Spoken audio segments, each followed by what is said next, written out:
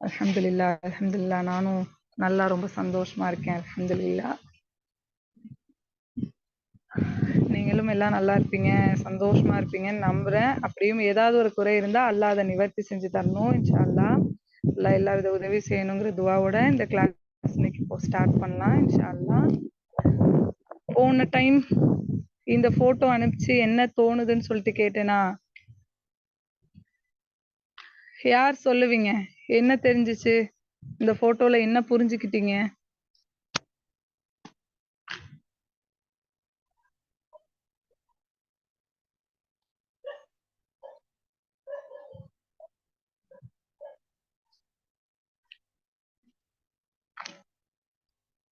யாராச்சும் சொல்றீங்களா?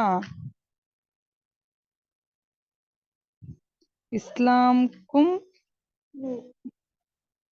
உலகத்தாருக்கும் இருக்க டிஃபரன்ஸ். மாஷா அல்லாஹ்.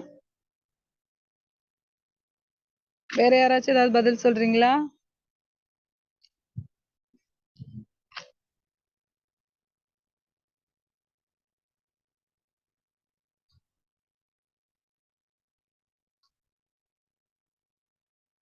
யாராவது அன்மியூட் பண்ணிட்டு சொல்றீங்களா?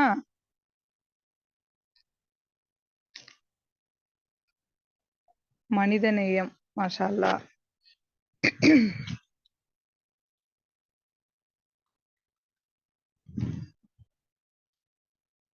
இஸ்லாம் அமைதியான நேசமான மார்க்கம். மாஷா அல்லாஹ்.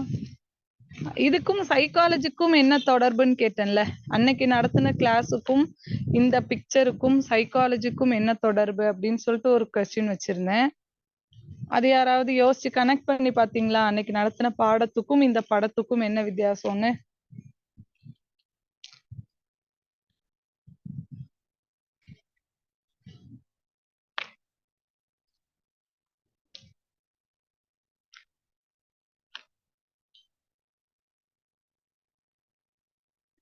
Okay okay. எதையும் நாம் பார்க்க சொல்லுங்கம்மா. ரிஸ்வானா, மைக்க அன்மியூட் பண்ணிட்டு சொல்றீங்களா?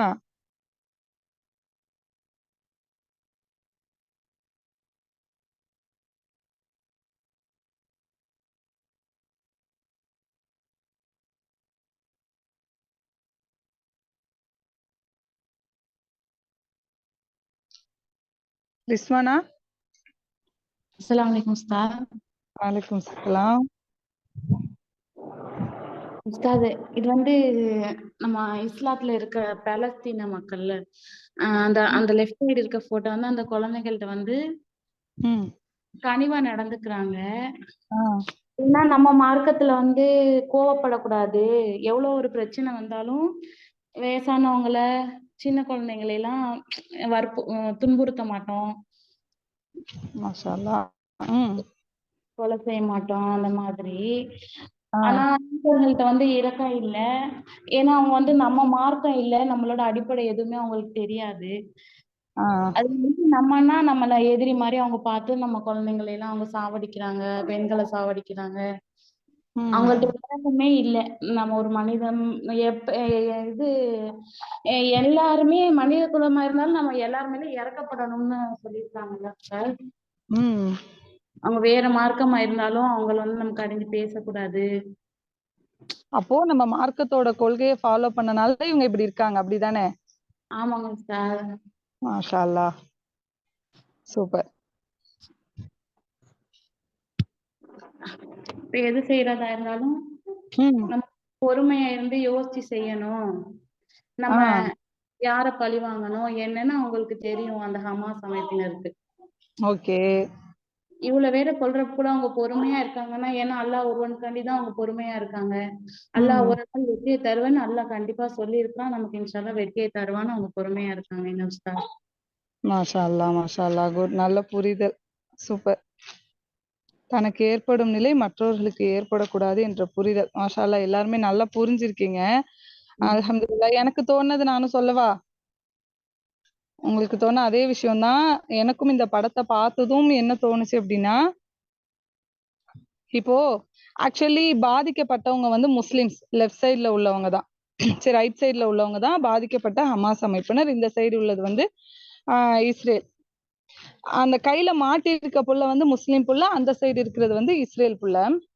இப்போ இங்க 2 பேர்கிட்டயுமே வெளிப்படுறது பிஹேவியர் தான். இவங்க கழுத்தை பிடிச்சி நெரிச்சிட்டு வர்றதும் ஒரு பிஹேவியர் தான், அவங்க தோல் மேல கை போட்டுட்டு வர்றதும் ஒரு பிஹேவியர் தான். அப்போ நம்ம சைக்காலஜினா என்னன்னு பார்த்தோம், ஸ்டடி அபவுட் த பிஹேவியர். அப்போ இந்த பிஹேவியரை நம்ம படிக்கும்போது 2 பேரோட பிஹேவியரை பார்த்தா நமக்கு ஆச்சரியமா இருக்கு. ஏன்னா பாதிக்கப்படுற முஸ்லிம் ஆளு ஒரு இஸ்ரேலிய குழந்தைய சிரிச்சுட்டே கூட்டிட்டு வராங்க, கொடுமைப்படுத்துற இஸ்ரேல் ஆளு பாதிக்கப்பட்ட முஸ்லிம் பிள்ளைய கழுத்தை நெரிச்சு கூட்டிட்டு வராங்க. ஸோ இது ரெண்டுமே ரொம்ப எக்ஸாக்ட் ஒரு எக்ஸ்ட்ரீம்லி டிஃப்ரெண்டான ஒரு பிக்சர். இப்படி மாத்தி நடந்திருக்கணும். இது ஆக்சுவலி இது வந்து மாத்தி நடந்திருக்கணும். அப்போ இந்த வெளிப்படுற பிஹேவியர் வந்து நமக்கு ரொம்ப ஆச்சரியத்தை தருது. எப்படி ஹமாஸ் அமைப்பினர்னால இப்படி ஒரு பிஹேவியரை வெளிப்படுத்த முடிஞ்சிச்சு. இஸ்ரேலியர்கள் கழுத்தை பிடிச்சு நெரிச்சு கூட்டிட்டு போறது இது தனி. இவங்களுடைய பிஹேவியருக்கு நிறைய காரணம் இருக்கு. இது நம்ம சைக்காலஜில டாபிக்ஸ் படிப்போம், மனுஷன் இப்படி நடந்துக்கிறதுக்கான காரணங்கள். நாம இப்ப இஸ்லாமிக் சைக்காலஜில பார்க்க வேண்டியது இந்த ஹமாஸ் அமைப்பினரோட இந்த பிஹேவியருக்கு என்ன காரணம், எப்படி அவங்களால இந்த மாதிரி நடந்துக்க முடியுது. அப்போ இதுக்கு பின்னாடி அவங்களுக்கு இவ்வளோ அழகான சாலிகான பிஹேவியரை நல்ல பிஹேவியரை வெளிப்படுத்த காரணமான விஷயங்கள் என்னென்ன.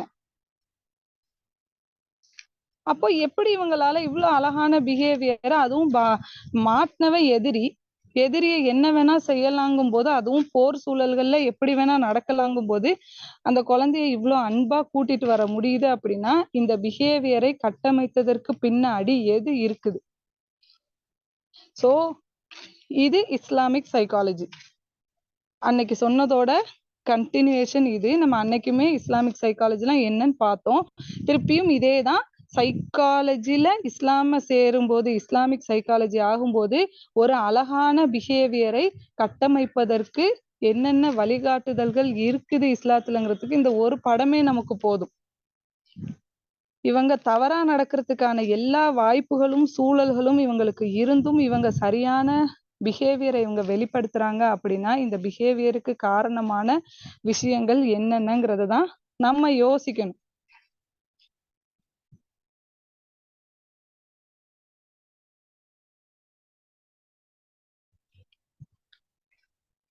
என்னென்ன விஷயமா இருக்கும்?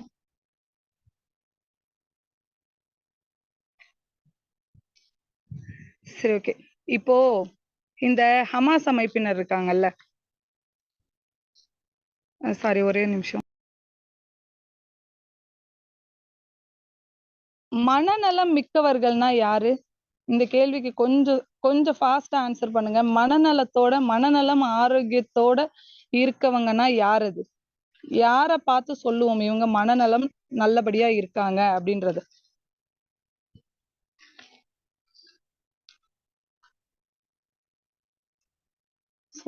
உங்கள எல்லாருமே வந்து உங்களுடைய மனநலத்தை காப்பாத்திக்கிறதுக்காக தான் இந்த கிளாஸ் மேல ரொம்ப ஆர்வமா இருப்பீங்க. நான் மனநல ஆரோக்கியமா இருக்கணும், என்னோட மனசு நல்லா இருக்கணுங்கிறதுக்காக தான் நம்ம எல்லாருமே இந்த டாபிக் மேல ரொம்ப ஆர்வமா இருப்போம். அப்போ மனநலம்னா முதல்ல என்னன்னு தெரியணும்ல. மனநலம்னா என்ன? யாராவது சாட் பண்ண முடியுமா? மைண்ட் ஸ்டெபிலிட்டி, மன அமைதி, பொறுமையா அமைதியா ப்ராப்ளம் ஹேண்டில் பண்றவங்க. ஓகே, மாஷா அல்லாஹ்.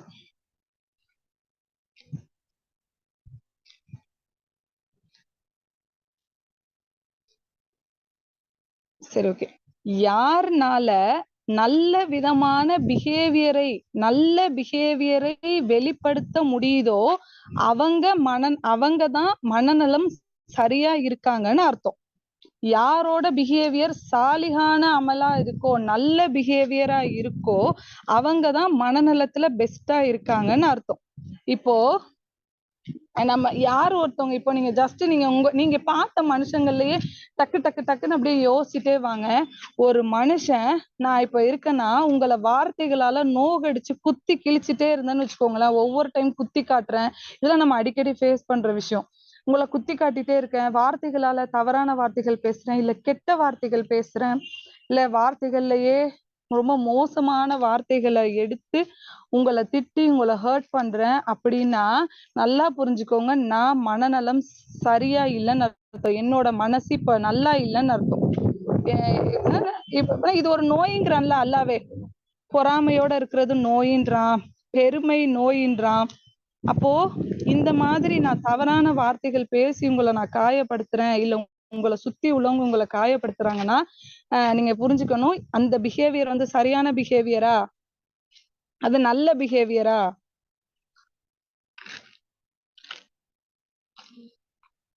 அடுத்தவங்களை காயப்படுத்துறதுங்கிறது நல்ல பிஹேவியராமா? இல்ல, அப்படிதானே?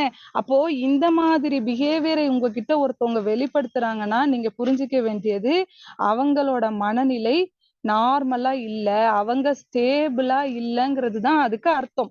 இப்ப யூதர்கள் இந்த மாதிரி பிஹேவியரை வெளிப்படுத்துறாங்கன்னா அப்படின்னா இவங்க மனநலம் இல்லாதவர்கள். சொல்ல போனா இவங்க மனசளவுல பலகீனமானவர்களா, வீக்கானவர்களா இவங்க இருக்காங்க.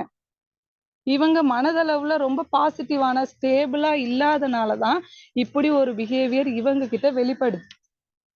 அப்போ நம்மள சுத்தி உள்ளவங்களோட பிஹேவியர் சரியில்லை, ஒருத்தன் திருடுறான், இல்ல ஒருத்தன் வந்து பொண்ணுங்களை தப்பா பாக்குறான், இல்ல இந்த மாதிரி எதெல்லாம் நம்ம பார்வையில் தவறான தவறான பிஹேவியரா இருக்கோ, புறம் பேசுறாங்க, அடுத்தவங்களை பத்தி அவதூறு சொல்றாங்க, இவங்களெல்லாம் பார்த்தா அல்லாஹ் என்ன சொல்றான்?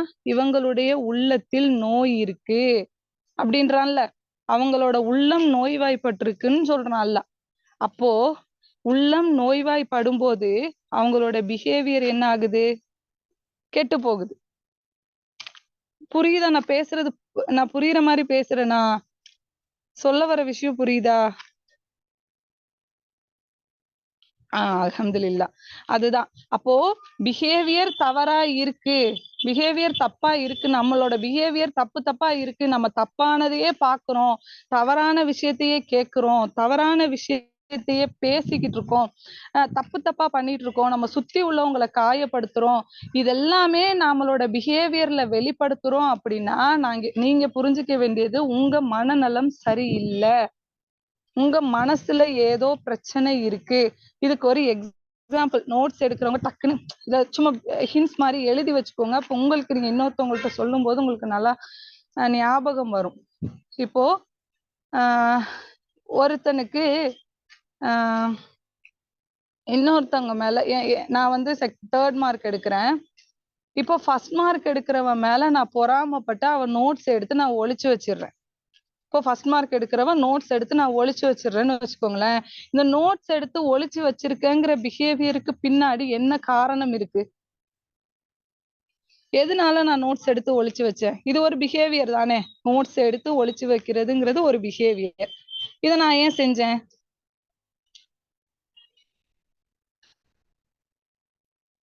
எதனால செஞ்சேன்? எதனால எடுத்து ஒளிச்சு வச்சேன் அந்த நோட்ஸ? பொறாமைனால. ஓகேவா? சோ நமக்கு வெளிப்படையா தெரிஞ்சது என்ன? பொறாமை பொறாமை பொறாமைன்னு நம்ம சொல்லுவோம். அப்போ இந்த பொறாமை வர்றதுக்கு காரணம் என்ன? எதனால இவளுக்கு பொறாமை வந்துச்சு? இந்த பொறாமைக்கு பின்னாடி என்ன விஷயம் இருக்கு அப்படின்னா அது ஒரு மனநோய், இன்ஃபீரியாரிட்டி காம்ப்ளெக்ஸ். இந்த வார்த்தை கேள்விப்பட்டிருக்கீங்களா? இன்ஃபீரியாரிட்டி காம்ப்ளெக்ஸ் இல்லைன்னா சுப்பீரியாரிட்டி காம்ப்ளெக்ஸ். ஷைத்தானுக்கு இருந்தது சுப்பீரியாரிட்டி காம்ப்ளெக்ஸ்.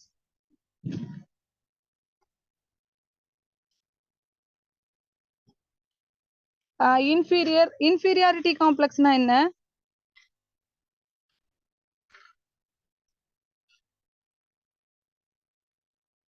தாழ்வு மனப்பான்மை. எக்ஸாக்டா நம்மள நாமளே தாழ்வா நினைச்சுக்கிறது, இல்லைன்னா நம்மள நாமளே உயர்வா நினைச்சுக்கிறது. இந்த 2 சிந்தனைகளும் பல மனநோய்களுக்கான வேர். அப்போ நான் நோட்ஸ் எடுத்து ஒளிச்சு வைக்கிறேன்டா இங்க நான் யாரு? ஏதோ ஒரு மனநோயில பாதிக்கப்பட்டவ. ஏன்னா என்னோட பிஹேவியர் இங்க சரியில்லை. அடுத்தவ உட்காரும் போது சேரை எடுத்து அவ உளுந்ததை பார்த்து நான் ரசிக்கிறேன்னு வைங்களேன், இங்கதான் நோய் ஸ்டார்ட் ஆகுது. ஸ்பைடர் அப்படின்ற மூவில கூட காட்டுவாங்க அது. இன்னொருத்தவங்க அழுகிறத பார்த்து எனக்குள்ள ஒரு சந்தோஷம் வருது அப்படின்னாலே அங்கேயே நான் மனநலம் கெட்டு போனவள ஆயிடுறேன். இன்னொருத்தவங்கள தவறான வார்த்தைகளை பேசி அவ அழுவும் போது என் மனசு குளிர்ந்தாப்புல இருந்துச்சுனாலே என்னோட மனநல வந்து 0 ஆயிட்டே இருக்குன்னு அர்த்தம். இப்போ புறம் பேசுறாங்கல்ல, புறம் பேசுறதுனா தெரியுமா? பொண்ணுங்களுக்கு அது அத்துப்படி. தெரியுமா புறம் பேசுறதுனா என்ன?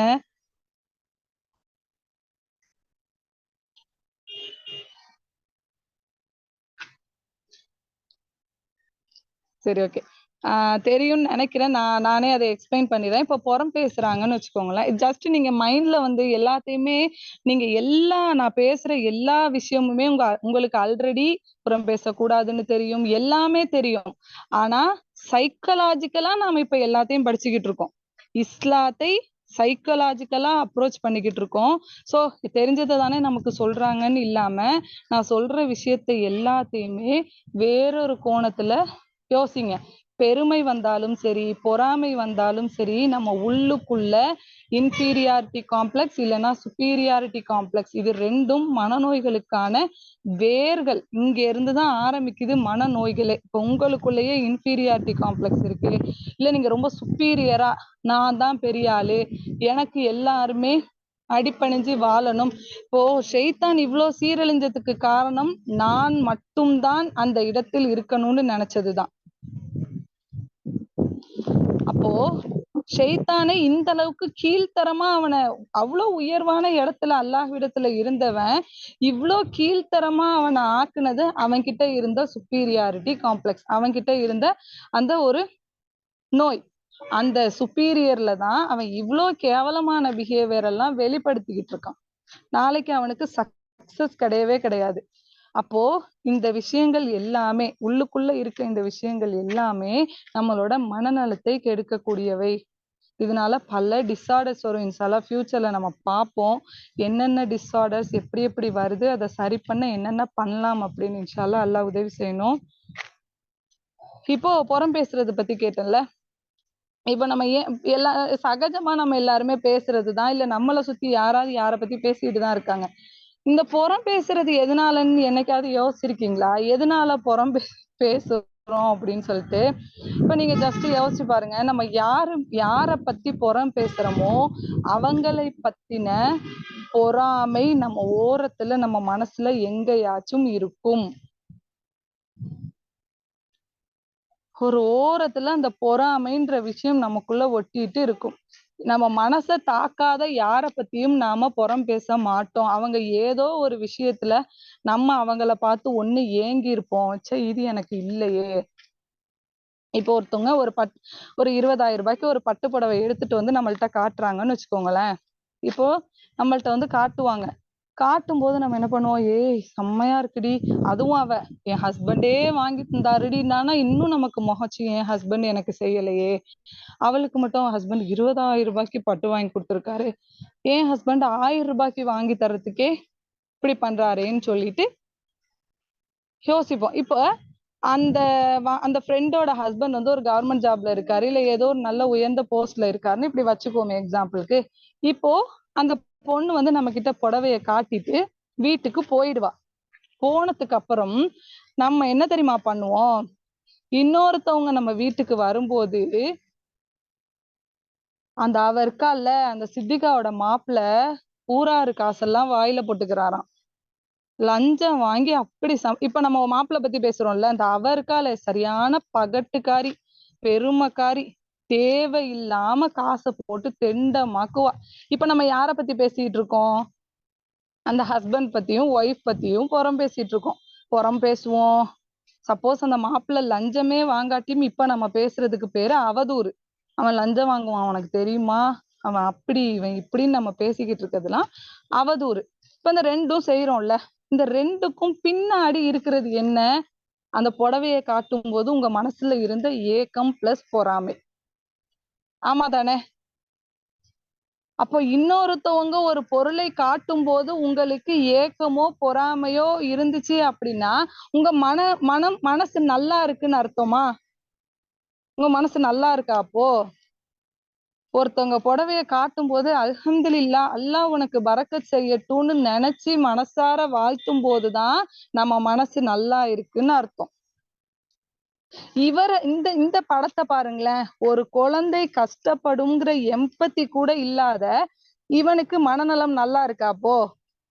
ஒரு குழந்தைய இவ்வளோ மோசமா ஹேண்டில் பண்ணக்கூடாதுன்னு கூட இப்ப என்னைய ஒருத்தன் கழுத்தை பிடிச்சு நெரிச்சு கூட்டிட்டு போனா எனக்கு எப்படி கஷ்டமா இருக்குமோ அது மாதிரி தானே அவனுக்கும் கஷ்டமா இருக்கும்னு அவன் நினைச்சிருந்தான் அப்படின்னா அவன் கிட்ட இப்படி ஒரு பிஹேவியரும் வெளிப்பட்டிருக்காது. அவன் மனநலம் கெட்டு போனவனா நம்ம கருதி இருக்கவும் மாட்டோம். அப்போ மனநலம் ஆரோக்கியத்தோட இருக்கவங்க கிட்ட கருணை இருக்கும், இரக்கம் இருக்கும், பணிவு இருக்கும், அன்பு இருக்கும், பொறுமை இருக்கும், எம்பத்திங்கிற மத்தவங்க இடத்துல நம்மளை வச்சு பாக்குறதுங்கிற பண்பு இருக்கும். இது அத்தனையுமே இருக்கும் போதுதான் நாம மனநலம் மிக்கவர்களா ஆவோம். இப்போ உங்க மனசுல போட்டி இருக்கு, வஞ்சகம் இருக்கு, கஞ்சத்தனம், பொறாமை, பெருமை இந்த விஷயம்லாம் இருந்துச்சுன்னா நீங்களும் உங்களை எழுதி வச்சுக்கோங்க, நீங்களும் ஒரு மனநோயாளிதான். நீங்க இன்னொருத்தரை பத்தி என்னைக்கு புறம் பேசுறீங்களோ நீங்களும் ஒரு மனநோயாளி தான். நீங்க வாயை திறந்தாலே இன்னொருத்தவங்க ஹர்ட் ஆகுறாங்கன்னா நீங்க மனநோயாளி தான். ஓகேவா? அப்போ இதுவரையும் சொன்னதுல என்ன விஷயம் புரியுது? நீங்க என்ன கன்க்ளூஷனுக்கு வந்திருக்கீங்க? இவ்வளவு நேரம் பேசுனதுல என்ன கன்க்ளூஷனுக்கு வந்திருக்கீங்க?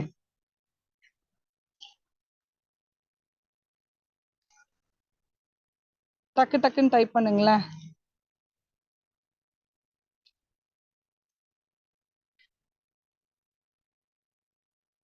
நான் தெளிவா இருக்கேன்னு புரியுது.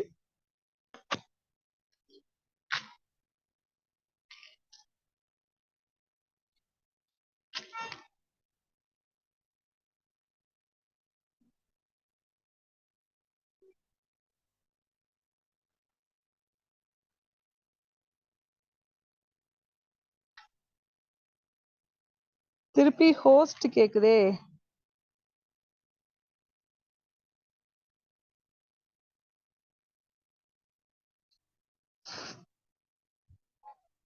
ஃபரிதா பேகம் அன்மியூட் பண்ணிக்கிறீங்களாமா? சொல்லுங்க.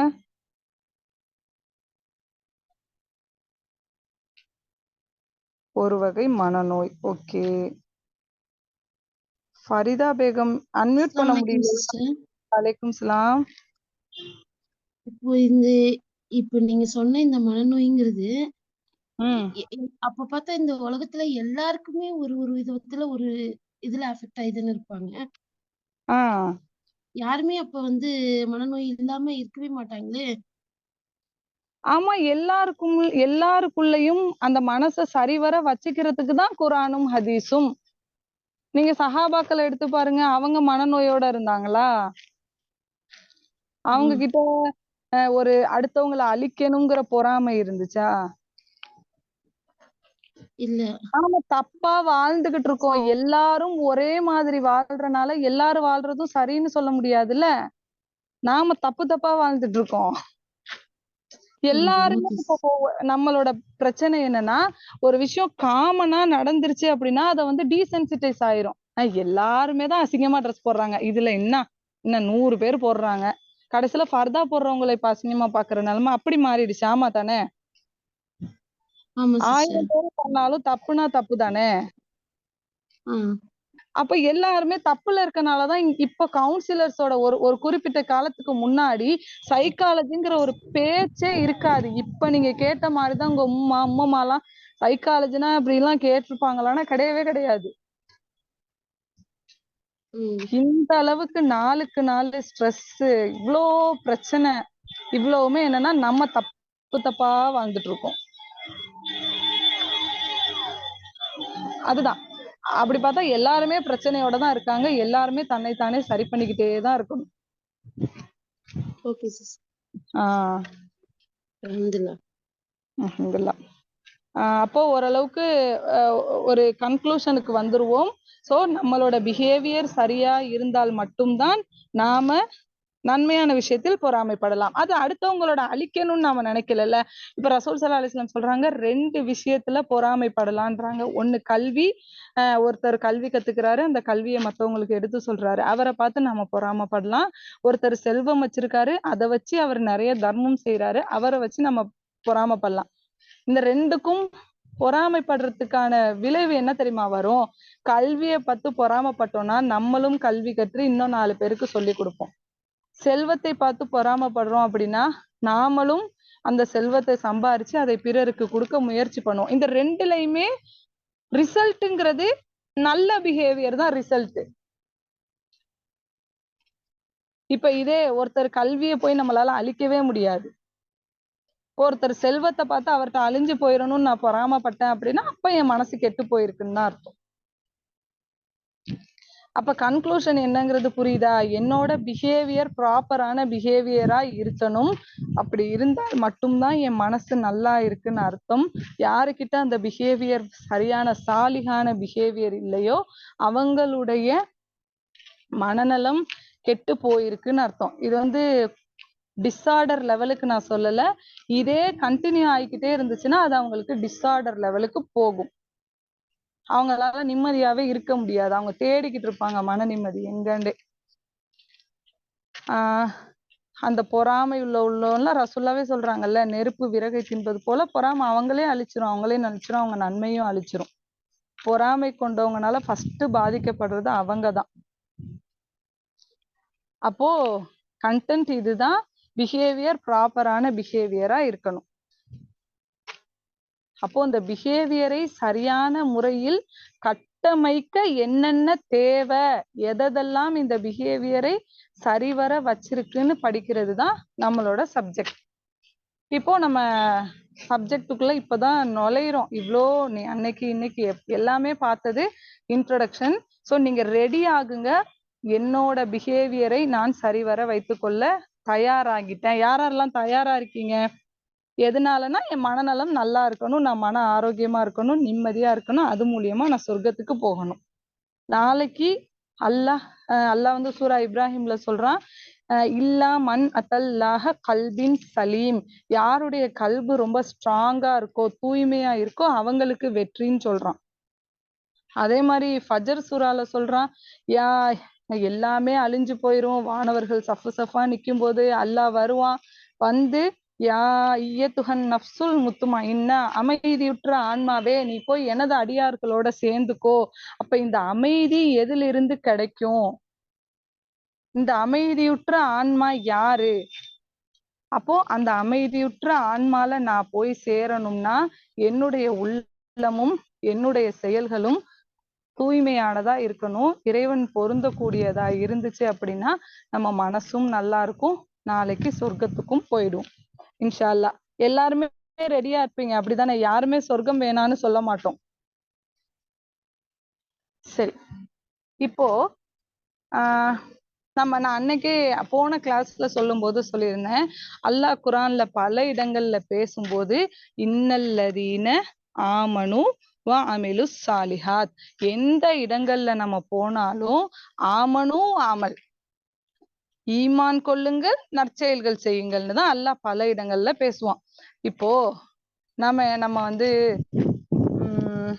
ஒரு புள்ள ஸ்கூல்ல எப்ப பார்த்தாலும் பசங்க கிண்டல் பண்றாங்கன்னு மனசு கஷ்டப்பட்டுட்டே இருக்கான். போனாலே நீ குண்டா இருக்கடான்னு பசங்க கிண்டல் பண்ணி அவன் மனசுக்குள்ள நான்லாம் ஸ்கூல் போகவே தகுதி இல்லாதவன்னு ஒரு எண்ணத்துல இருக்கான்.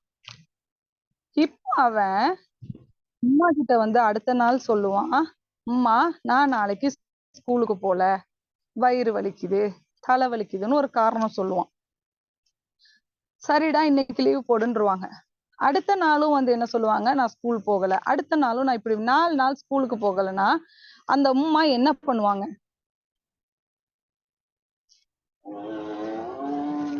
அம்மா என்ன பண்ணுவாங்க? ஒரு 1 வீக் கழிச்சு என்ன பண்ணுவாங்க?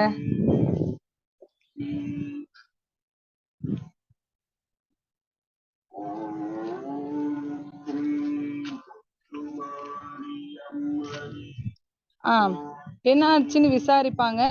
சோ ஒண்ணும் நடக்கல, இல்ல ஏதோ ஒரு விஷயம் தெரியும் போது அவனை அடிச்சு ஸ்கூல் போக வைப்பாங்க. அடிச்சு என்ன ஒரே இதே காரணம் சொல்ற, நீ பொய் பேசுற, ஏன் பொய் பேசுறன்னு அடிச்சு மாஷால்லா அடிச்சு ஸ்கூலுக்கு போக வைப்பாங்க.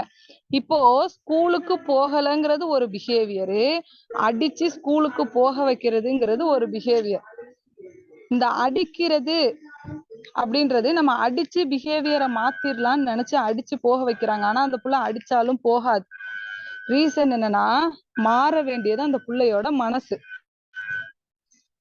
நிறைய இடங்கள்ல பிஹேவியரை போட்டு நோண்டிக்கிட்டே இருப்போம். கோவப்படாத, பொய் சொல்லாத, இப்படின்னு பிஹேவியரை போட்டு நோண்டிட்டே இருப்போம். ஆனா அதுக்கு முன்னாடி ஒரு ஸ்டேஜ் மனசுங்கிற ஒரு விஷயம் இருக்கும். பிஹேவியரை சரி பண்ணணும் அப்படின்னா முதல்ல உள்ளம் சரியாகணும். உன்னோட செயல்கள் தூய்மை அடையணும்னா உன்னுடைய எண்ணங்கள் தூய்மை அடையணும். இன்னமல் அமாலு பின்னியாத், செயல்கள் அனைத்தும் எண்ணங்களை பொறுத்துதான் அமையுது, உன் உள்ளத்தை பொறுத்துதான் அமையுது. அப்ப நம்ம போய் உட்கார்ந்துகிட்டு பிஹேவியரை போட்டு நோண்டிட்டு இருப்போம். பொய் சொல்லாதடா, புறம் பேசாதடா, கோல் சொல்லாதடான்னு பிஹேவியரை போட்டு நோண்டிட்டு இருப்போம். ஆனா அதுக்கு முன்னாடி ப்ராசஸ் எண்ணம். அல்லாஹ் எந்த இடத்துலயுமே ஃபர்ஸ்ட்ல கொண்டு போய் நீங்க நல்ல செயல்கள் செய்யுங்கன்னு சொல்ல மாட்டான். முதல்ல சொல்றது ஈமான் கொள்ளுங்கள். ஆமா தானே? படிச்சிருக்கீங்களா குர்ஆன்ல? எஸ். இன்னல்லதீன ஆமனு வஅமிலு ஸாலிஹாத். எந்த இடத்துக்கு போனாலும் உங்களுக்கு ஈமானை தான் முதல்ல அல்லாஹ் பேசுவான். சரியா?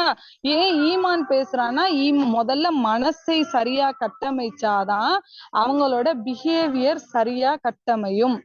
நீங்க மக்காவுல இறங்கின குரான் வசனங்களையும் மதீனாவுல இறங்கின குரான் வசனங்களையும் படிச்சு பார்க்க மாஷா அல்லாஹ், அதேதான்.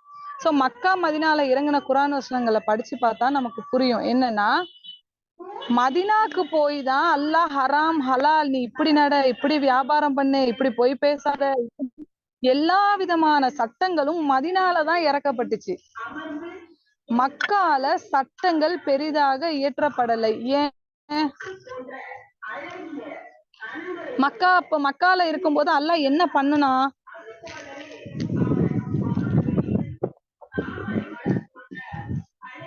இல்ல மக்கால இருக்கும்போது அந்த மக்களை என்ன பண்ணுனா, அப்போ மதினாக்கு போய் தான் சட்ட திட்டங்களை எல்லாம் போடுறான் அல்லாஹ்.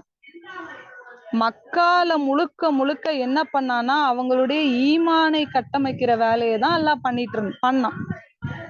அது சம்பந்தப்பட்ட நீங்க அம்ம ஜூஸ் எல்லாம் படிச்சு பாத்தீங்கன்னா மறுமை பத்தின வசனங்கள் வரும், அல்லாஹுவ பத்தின வசனங்கள் வரும், குரானை பத்தின வசனங்கள் வரும். மாஷா அல்லாஹ். ஈமானை பலப்படுத்தினான். எப்ப ஈமான் பலப்படுதோ அப்ப செயல்கள் தூய்மை அடையும். சோ ஆமனு சரியா வந்துருச்சுன்னா அமலுன் சாலிஹ் வந்துரும். இப்ப நம்ம கிட்ட பிரச்சனை எங்க இருக்குங்கிறது புரியுதா? நம்மள்ட்ட பிரச்சனை அமலுன் சாலிஹ்லையா இல்ல ஈமான்லையா? சாலிஹான அமல்கள்ல பிரச்சனை இருக்கா? ஏன்னா ஈமான் இங்க பிரச்சனை ஆகுறதுனாலதான் அமல்ல பிரச்சனை வருது. நீங்க இந்த ஹதீஸ் எல்லாருமே பட்டிருப்பீங்க. உடலில் ஒரு சதை துண்டு இருக்கிறது. இதெல்லாமே நோட்ஸ் எடுத்துக்கோங்கம்மா. உடலில் ஒரு சதை துண்டு இருக்கு. அது சீராக இருந்தால் உடல் முழுவதும் சீராக இருக்கும். அது சீர்கெட்டு விட்டால் உடல் முழுவதும் சீர்கெட்டுவிடும். அது என்ன அப்படின்னு கேட்கும்போது உள்ளம், இதயம் அப்படின்னு சொல்லி நபி ஸல்லல்லாஹு அலைஹி வஸல்லம் ஆன்சர் பண்ணுவாங்க. இந்த ஹதீஸ் ஒரு ஹதீஸோட தொடர்ச்சி தான், எண்டு தான். இந்த ஹதீஸுக்கு முன்னாடி உள்ள விஷயம் யாருக்காவது தெரியுமா? இந்த ஹதீஸ் எப்படி ஸ்டார்ட் ஆகுங்கிறது?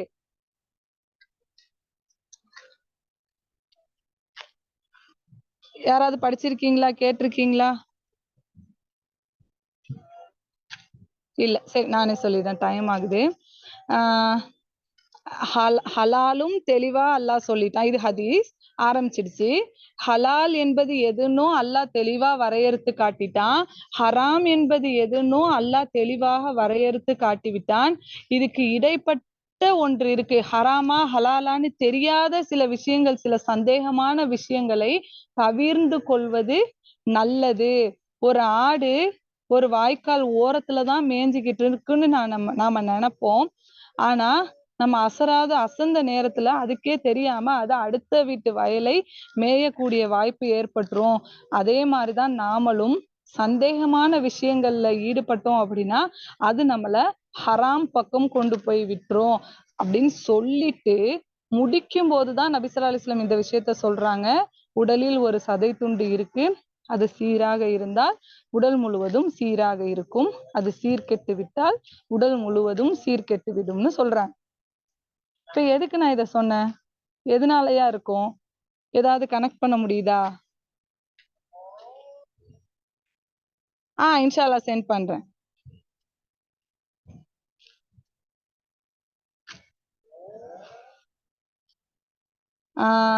இப்போ ஹராம் ஹலால் அப்படிங்கிறது என்னது? ஹராமும் ஹலாலும் என்னது? சைக்கலாஜிக்கல் வேர்டு யூஸ் பண்ணி சொல்லணும். ஹராமும் ஹலாலும் என்னது? ஹராத்தை செய்யறது ஹலாலை செய்யறதுனா என்ன?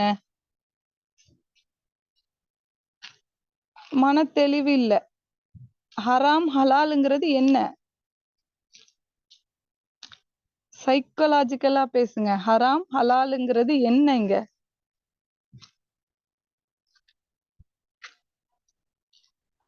சைக்காலஜிக்குள்ள வரணும்.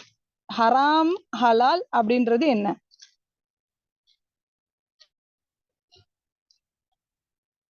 யாரு கரெக்டா சொல்றீங்க?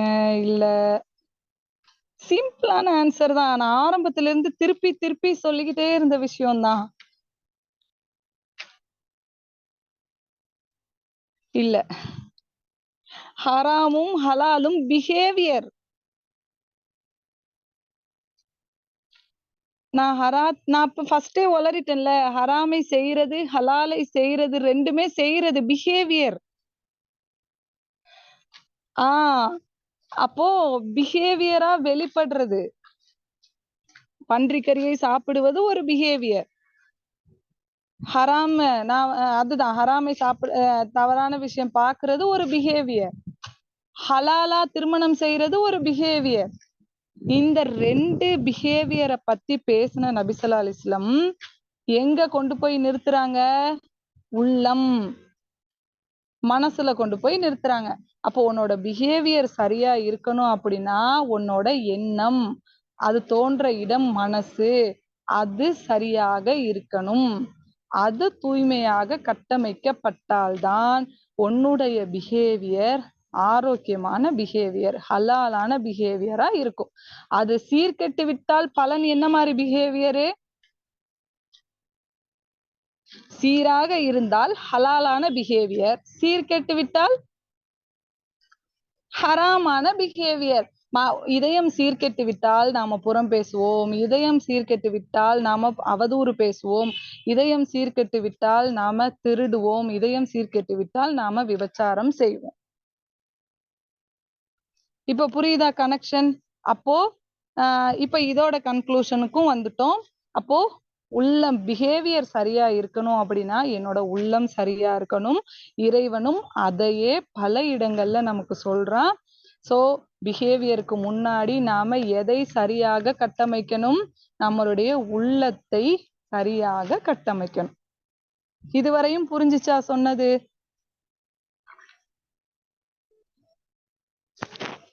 எல்லாரும் பதில் போடணும். எல்லாருக்கும் புரிஞ்சுச்சா?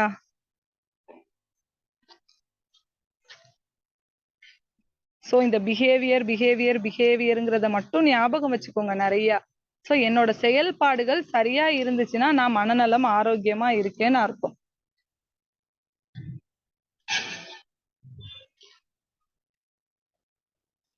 மாஷா அல்லாஹ். ஓகே.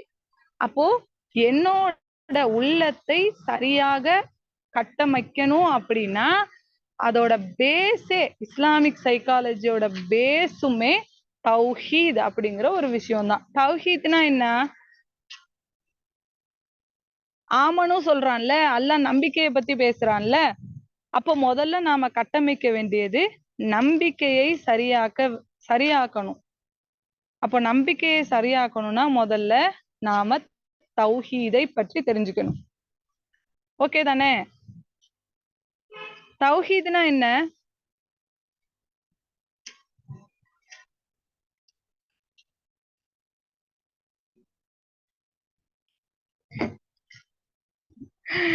இத இந்த வார்த்தைக்கு சரியான அர்த்தம் புரியாதனாலதான் அது பல கொள்கைகளா நிக்குது.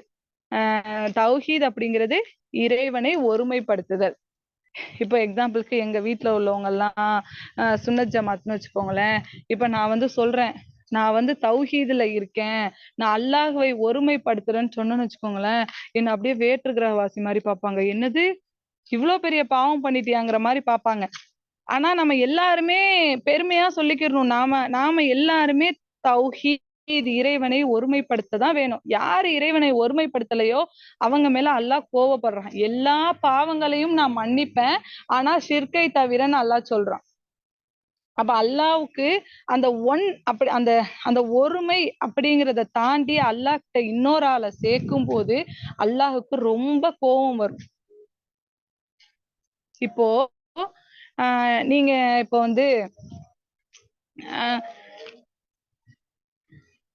இல்ல இது கொள்கை சார்ந்து நம்ம பேச போறது கிடையாது. ஜஸ்ட் நான் உங்களுக்கு ஒரு தெளிவுக்காக சொன்னேன். தௌஹீத் அப்படின்றது ஒருமை. நம்ம முஸ்லிம்ஸ் எல்லாருமே இந்த ஒருமையில தான் இருக்கணும்.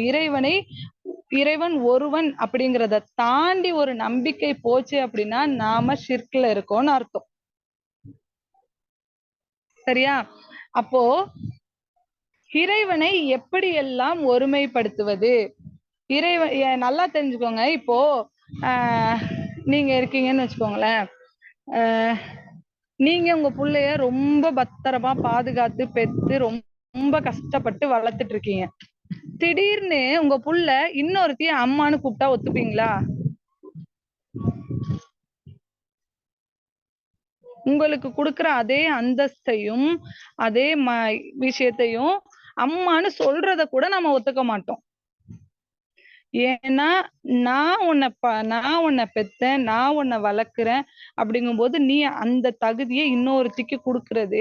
ஆஃப்டர் ஆல் ஒரு மனுஷங்க நமக்கே கோபம் வருதுன்னா இறைவனுக்கு வருமா வராதா? வரும். அப்போ இறைவன் தான் அப்படிங்கிற அதிகாரத்தை ஒருமையாக நிரூபிக்கிறான். அதை மீறி யார் நடந்தாலும் அவங்க மேல கோபம் கொள்றான். அப்போ ஈமான் இந்த 3 விஷயத்திலையும் நாம இறைவனை ஒருமைப்படுத்த வேண்டும். நீங்க இன்ஷா அல்லாஹ் அக்கீதால படிப்பீங்க. நம்ம இப்போ மாஷா அல்லாஹ் நம்ம இப்போ அக்கீதா போக போறது இல்ல. அக்கீதாக்கும் சைக்காலஜிக்கும் என்ன தொடர்புங்கிறதுதான் படிக்க போறோம். சரியா? அப்போ இறைவனை எப்படி ஒருமைப்படுத்துறது அப்படின்னா முதல்ல தௌஹீத் அல் ருபூபியா. ருபூபியா அப்படிங்கும் போது அதுல என்ன வார்த்தை இருக்கு? ருபூல என்ன வார்த்தை இருக்கு? கரெக்டா கண்டுபிடிங்க.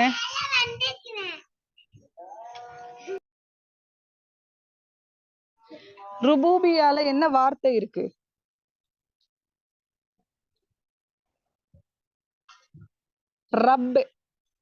ரப்பு தான் இருக்கு. சரியா? சோ ஃபர்ஸ்ட் விஷயம், இப்போ நீங்க புதுசா இஸ்லாத்துக்கு வந்த மாதிரி உங்களை நினைச்சுக்கோங்க. ஃபர்ஸ்ட் நீங்க இப்பதான் ஒரு புது குழந்தை மாதிரி உருவாக போறீங்க. முதல்ல என்னை படைத்த ஒருத்தன் இருக்கான், என்ன படைச்ச லார்ட் ரப்பு ஒருத்தன் இருக்கான்னு முதல்ல நம்பணும். அந்த ரப்பு ஒரே ஒருத்தன் தான் அப்படிங்கிறத நம்பணும். அந்த ரப்புக்கு என்னென்ன ஆற்றல்கள் இருக்குங்கிறத நம்பணும். இப்ப இதுக்கும் சைக்காலஜிக்கும் என்ன தொடர்புன்னு முதல்ல நான் சொல்லிடுறேன். சரியா? இப்போ அதிகமான மன வியாதிகள்ல சொல்லப்படுற வியாதிகள் என்னென்னா, ஒண்ணு ஆங்ஸைட்டி பதற்றம், இன்னொன்னு டிப்ரெஷன் மன அழுத்தம். இது ரெண்டும் தான் காமனா இப்ப அவ்வளோ பேருக்கும் இருக்க விஷயம். நான் ரொம்ப ஆங்ஸைட்டியா இருக்கேன், ரொம்ப ஆங்ஸியஸா இருக்கேன், பதற்றமா இருக்கேன்பாங்க. இது ஜாஸ்தியா போகும்போது நோய்.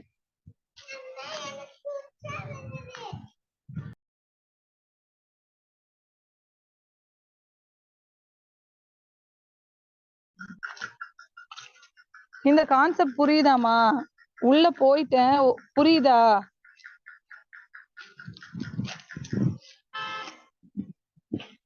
ஈமான் ஸ்ட்ராங்கா இருக்கணும். ஈமான ஸ்ட்ராங்கா ஆக்குறதுக்கு என்னென்ன விஷயங்கள் நமக்கு தெரிஞ்சிருக்கணும் அப்படின்னா, முதல்ல ரப் அப்படிங்கிறது. ஓகேவா? இப்ப நான் சொல்லிட்டு இருந்த மாதிரி ஆங்ஸைட்டி, டிப்ரெஷன் இது எல்லாமே காமனா இப்ப இருக்க மனநோய்கள். இறைவனை சரியா நம்புனோம் அப்படின்னாலே இந்த நோய்கள்லாம் வராது. யாரு இறைவன் மேல உள்ள நம்பிக்கை பலகீனமா இருக்கோ அவங்களுக்கு தான் இந்த நோய் வரும். இப்போ என்னைக்காவது உங்க அம்மா அப்பா கூட எங்கேயாச்சும் போகும்போது பதட்டமா ஃபீல் பண்ணிருக்கீங்களா? பதறுவீங்களா? ஐயோ எனக்கு எதுவும் ஆயிடுமோ, ஐயோ ஏதாவது நான் கீழே விழுந்துருவனோ, செத்துருவனோ? பயப்பட மாட்டோம். ஏன் பயப்பட மாட்டோம்? அம்மா அப்பா கூட இருக்கும்போது நம்ம ரொம்ப செக்யூரா ஃபீல் பண்றோம். ஏன்னா என் அம்மா அப்பா என்னை பத்திரமா பார்த்துப்பாங்க. என் அம்மா அப்பாக்கு என்னை அவ்வளோ பிடிக்கும். அவங்க உயிரை கொடுத்தாச்சும் என் உயிரை காப்பாத்துவாங்கன்னு உம்மா மேல நம்பிக்கை வைக்கிறோம். ஆனா அல்லாஹ் சொல்றான், ஒரு தாய் தன் பிள்ளை மேல வைக்கிற அன்பை விட 70 மடங்கு கருணை இறைவன் வச்சிருக்கான். 70 மடங்கு பாசம் அல்லாஹ் வச்சிருக்கான் அப்படின்னா, அவன் கண்ட்ரோல்ல இருக்க நமக்கு எப்படி பதற்றம் வருது? நமக்கு ஏன் பதற்றம் வருது? ஒரு உம்மா கூட போகும்போது உனக்கு பதற்றம் வரல. ஆனா அல்லாஹ்க்கு கீழ இருக்கும்போது உனக்கு பதற்றம் வருதே ஏன்? அப்பனா எங்க நமக்கு பிரச்சனை? அப்போ இறைவனை நம்புற விதத்துல சரியா நம்பல. நம்ம டவுட் சந்தேகத்துல இருக்கோம். ஈமான் இன்னும் நம்ம வந்து தடுமாறுறோம். முழுமை ஈமான் வைக்காம அங்கங்க இறைவனை சந்தேகப்படுறதுனால வர்ற விளைவுகள் தான் இந்த மனநோய்கள் எல்லாமே. அப்போ முதல் விஷயம் அல்லாஹ் ரப். ரப்புங்கிறது நம்ம ஜஸ்ட் வந்து நம்ம தமிழ்ல டிரான்ஸ்லேட் பண்ணும்போது எஜமானன்னு படிச்சுட்டு போயிருவோம். அந்த ரப் அப்படிங்கிற வார்த்தைக்கு சுபஹானல்லாஹ், என்னுடைய அல்லாஹ் தான் என்னுடைய ரப் அப்படின்றத நான் உணர்ந்துட்டாலே நான் எதுக்குமே பதட்டப்பட மாட்டேன். எப்படின்னா ரப் அப்படின்றது ஒரு அர்த்தம் மாஸ்டர், என்னோட அதிபதி, என்னோட எஜமானன். இந்த மாதிரி கேர்டேக்கர் அப்படின்ற ஒரு அர்த்தம் இருக்கு. எப்படி வந்து இப்போ ஒரு தாய் நம்மளோட கேர்டேக்கர்ங்கிற மாதிரி இறைவன் இந்த 2 உலகத்துக்குமான கேர்டேக்கர். அல்ஹம்துலில்லாஹி ரப்பில் ஆலமீன்னு சொல்றோம்ல. 2 உலகத்துக்குமான கேர்டேக்கர், சஸ்டைனர். சஸ்டைனர்னா எல்லாருக்கும் உணவளிக்க கூடியவன், பாதுகாக்க கூடியவன்.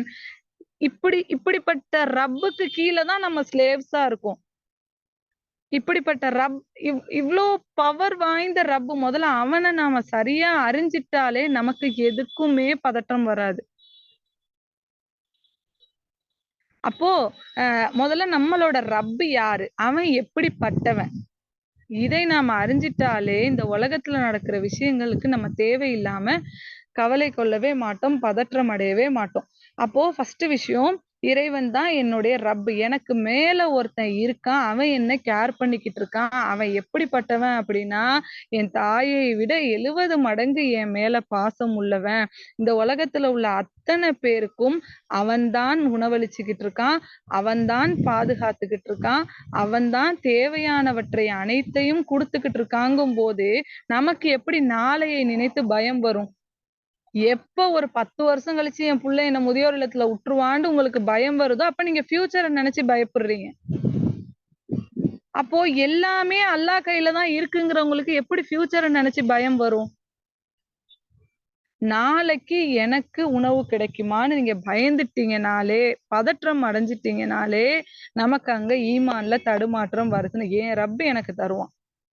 நான் கேட்டா எனக்கு வயித்துல உணவளிச்சான், நான் கேட்டா நான் பிறந்ததுக்கு அப்புறம் எனக்கு தாய்ப்பால் கொடுத்தான், நான் வாய திறந்து கேட்டா என் அம்மா எனக்கு சோறு ஊட்டினா, இன்னைக்கும் நான் ஒரு வேளைக்கும் யா அல்லாஹ் எனக்கு சோறு தானா நான் கேட்கிறேன்.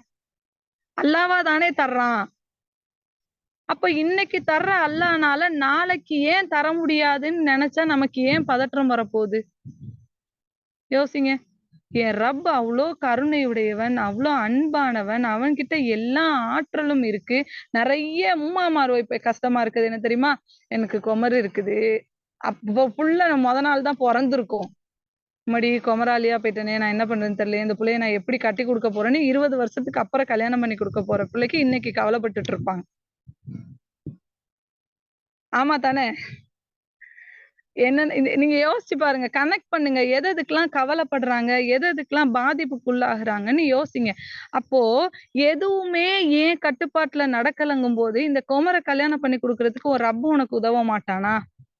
அப்ப இறைவனை நீ நம்ப வேண்டிய விதத்துல சரியா நம்புனா நீ ஏன் பதற்றப்பட போற? நீ ஏன் 20 வருஷத்துக்கு கவலையா இருக்க போற? யோசிங்க. இப்போ அல்லாஹ் சொல்றான், ஒரு பறவை ஒரு கூட்டிலிருந்து வெறும் வயித்தோட வெளியே போகுது. அதுக்கு எந்த நம்பிக்கையும் இல்ல. இந்த இடத்துக்கு போனா நமக்கு சாப்பாடு கிடைக்குங்கிறது கூட தெரியாது. அது வெறும் வயித்தோட பறக்க ஆரம்பிக்குது. பறக்க ஆரம்பிச்சு அது திரும்பி தன்னோட கூட்டுக்கு வரும்போது வயிறு ரொம்பி வருது. அப்ப அதோட வயித்தை நிறைச்சது யாரு? அல்லாஹ் தானே. அப்ப பறவைக்கு உணவளிக்கிற ரப்பு உனக்கு அளிக்க மாட்டானா? உன் தேவைகளை நிறைவேற்றி தர மாட்டானா? அப்ப நீ ஏன் பதட்டப்படுற? அப்ப அல்லாஹ் உனக்கு தரதானே செய்வான். நீ கேட்டா உனக்கு எல்லாமே கிடைச்சிச்சு. நீ ஏன் உன் கை கால் நல்லா இருக்கணும்னு கேட்ட? நீ ஏன் உன் கண்ணு நல்லா இருக்கணும்னு கேட்ட? எல்லாமே ஒரு ரப்பு தானே உனக்கு கொடுத்தான். அப்படிங்கும்போது நீ ஏன் ஃபியூச்சரை நினைச்சு கவலைப்படுறன்னு உங்க உள்ளத்துக்குள்ள நீங்களே கேட்டீங்கன்னா நமக்கு பதற்றம் வருமா? நாளைக்கு எனக்கு அது கிடைக்குமா? நாளைக்கு நான் நல்லா இருப்பேனா? அப்படின்ற எண்ணம் வருமா? ஆங்ஸைட்டி ஒண்ணும் வராது. இன்னும் நான் டிப்ரெஷன், இன்னும் எத்தனையோ சைக்கலாஜிக்கல் ப்ராப்ளம்ஸ்க்கு தீர்வு இதுக்குள்ளேயே இருக்கு. இந்த அல்லாஹ்வுடைய அஸ்மா பேர்களை நம்பணுங்கிற ஒரு டாபிக் நம்ம இன்ஷால்லா நெக்ஸ்ட் வீக் தனியாவே நடத்துவோம். இதுல இருக்கு அவ்வளோ விஷயம். அப்போ அந்த பறவைக்கு இருக்க நம்பிக்கை இப்ப ஒரு ஒரு ஒரு விஷயம் நீங்க அப்பப்போ உங்க வாழ்க்கையில பதற்றம் அடையும் போது ஞாபகம் வச்சுக்கோங்க. ஒரு ஒரு முதல்ல இருக்குல்ல, முதல்ல என்ன பண்ணுமா?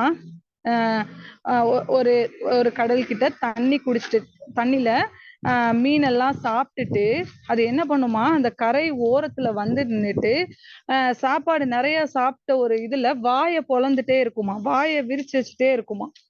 அந்த நேரத்துல அந்த பல்லு இடுக்குல ஒட்டியிருக்க உணவை சாப்பிடுறதுக்கு ஒரு பறவை வந்து உட்கார்ந்து அந்த பல்லு இடுக்குல ஒட்டி இருக்க அந்த உணவுகளை வந்து சாப்பிடுமா. அந்த பல்லு இடுக்குல ஒட்டி இருக்கும் போது அந்த முதலை வாயை பொத்துனுச்சுன்னு வச்சுக்கோங்களேன், அந்த பறவை வந்து காலி. ஆனா அல்லாஹ் எப்படி படைச்சிருக்கான் பாருங்க. அந்த வாயில உட்கார்ந்துருக்குல பறவை, அந்த பறவையோட கொண்டை மேல முள்ளு மாதிரி ஒரு விஷயத்த அல்லாஹ் படைச்சிருக்கான். எப்போ அந்த முதலை வாயை மூடினாலும் அந்த முள்ளு அந்த முதலையோட மேல குத்துமா. அப்போ முதலை வாயை மூட முடியாது.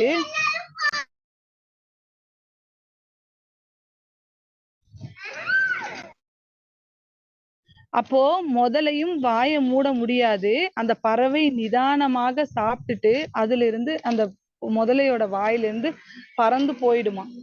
அப்போ இவ்ளோ ஏற்பாடு பண்ணி வச்சு அந்த முதலைக்கு ஒரு உணவை கொடுத்து அந்த முதலையோட பல்லிடுக்குல ஒட்டி வச்ச உணவை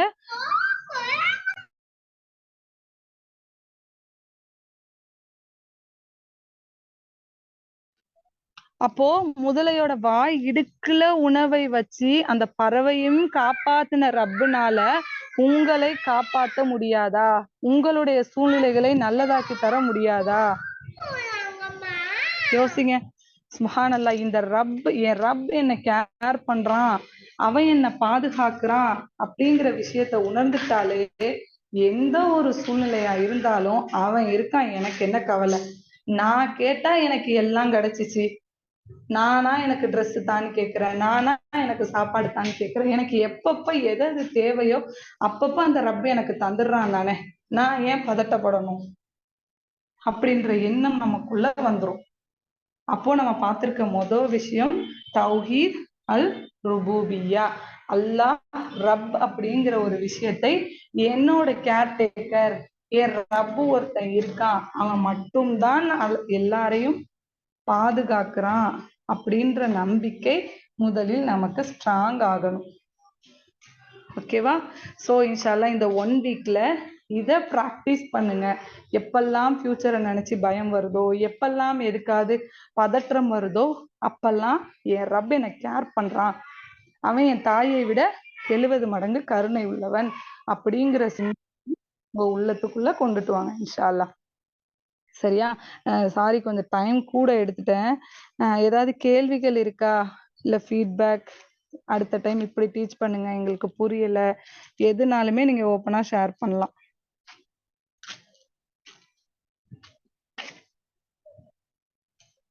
டவுட்ஸ்?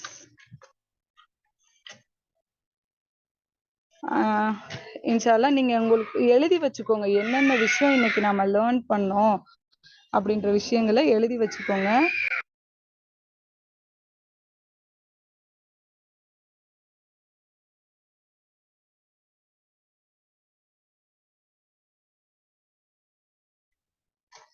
இன்ஷா அல்லாஹ் இதுல இருந்து என்ன உணர்ந்தீங்க, இதனால என்ன பிஹேவியர் உங்களுக்கு சேஞ்ச் ஆகுதுங்கிறத நீங்க கவனிச்சுக்கிட்டே வாங்க. உங்களுடைய எக்ஸ்பீரியன்ஸ் தான் உங்களுக்கான சிறந்த பாடமே. ஒவ்வொரு எக்ஸ்பீரியன்ஸும் உங்களுக்கு பல விஷயங்களை கத்து தந்துகிட்டே தான் இருக்கும்.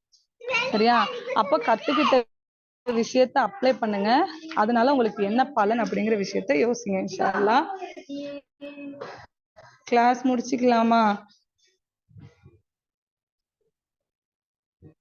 சுபஹானக அல்லாஹும்ம வ பிஹம்திக அஷ்ஹது அல்லா இலாஹ இல்லா அன்த அஸ்தக்ஃபிருக வ அத்தூபு இலைக். அஸ்ஸலாமு அலைக்கும்.